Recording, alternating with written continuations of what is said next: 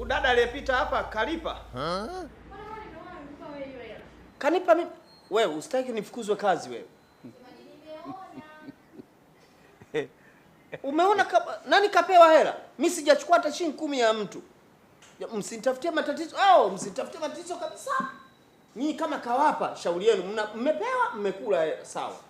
Watu mnachukua hela mradi sisi tuonekane ni wezi humo ndani.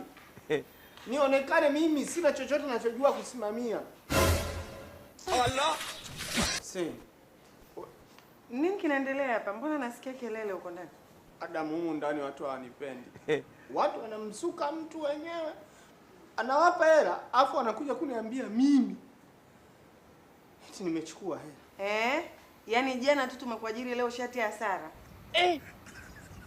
Alafu wewe ni keshia. Mbona kama uko serious? Tutafika kweli? Usilie sasa, ndo changamoto za biashara hizi. Inauma. Mimi naumia. Mimi najituma katika kazi, naonekana mwizi. Anyways, nisikilize. Next time naomba uwe makini. Na nyewe muonyesheni ushirikiano mwenzenu. Si mnajua kwamba bado mgeni. Wewe, next time naomba uwe makini. Sitaki vitu kama hivi vijirudie tena. Karibu dada. Hapa ni Planet Salon, tuna huduma zote, tunatengeneza kucha, tunabandika kope, tuna bond. Sasa sijui dadangu ulikuwa unahitaji huduma gani? Madam, mteja mwenyewe tuloko tunamzungumzia ameondoka bila kulipa, ndo huyu. Wewe umeulizwa au kielehele? Umeulizwa? Jamani.